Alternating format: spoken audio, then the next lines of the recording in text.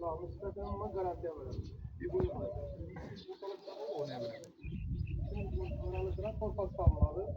Bunu çabalama açıp torpaklığa başladık. Yok torpak şey çektim mi? Torpak salması sırada torpak salmadan 100% garantiye verelim sandığımızda. Bu değer kızada hem sıklığı değer sakatıyor mu ya? Bunu Bir şirket paya bilen bir malı bir kocalığını anlamışlar abi.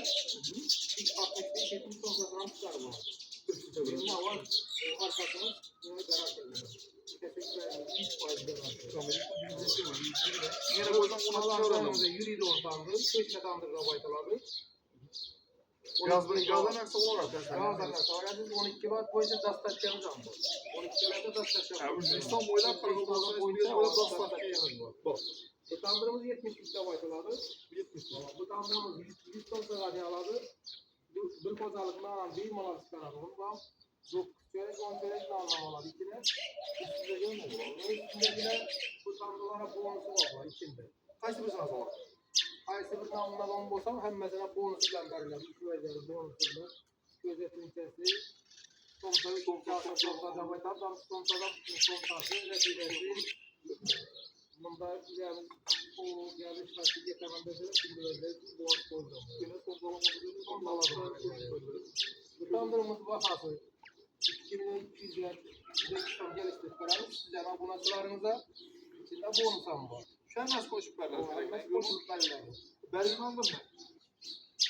Tandırımız vakası 1 milyon 600 bin son bilen destek yapılmış. Özbekistan boylab bak. Uzbekistan boyla destek yapılmış. Sen ne cevap verler? Şimdi Karakalpakistan, Harazm boyla destek içinde iyi arayan taraflara çıkadı onun bulsa gelişigen maksa destek yapı var. Özbekistan boylab. O var. Nesine göre? Uzak yakınına göre destek yapı verelim. Şimdi 100% destek yapıyorlar. Tandıra cevap veremiz. Bir tayarvanı koysa ben şiresler var. Yani o teki şereve sepilerden ama şereveti yalan. Bunun içine arka şereve sepiliyorum. Bunlara bir şereveti yalan tandıra. Topagan var lan. Kapkadan olur. Hem işi duruşu boladı yine hem de. Apatlar da denmez. Mozaikelerden kalan dizaynı hesap verelim.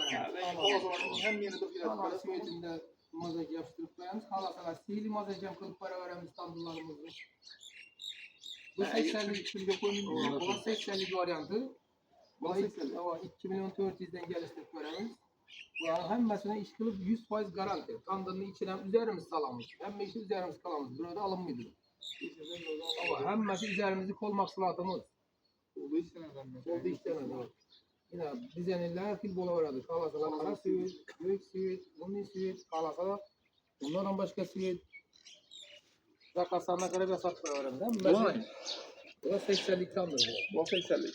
Bulayısın hepsinin nasıl da iyi. Buna 13 çörek aladı. 120 son savadi aladı bunlar. 120 son savadi aladı. İçine bir malal 120 son savadi yaptı. Mamşuyan bir kültü ne bilen ne demek? Bir kültü bir yarım kültü paya bilen bir malal kıza don tandır bunu. O odunun bir sebep oturalım ona mesela. Mesela 100% çıkan tandır. Yine az mesela kötçülük bizlerden soruyordular nasıl? Doma yaşımızda, domda yaşımızda, domdan biz gazla yakıp yapıp alışımız gerekirler bak. Şu an işte paramızın zakasını bulalım. Doğumlu tandırlarımızdan var. 45'lik tandırda baytıladı. Bu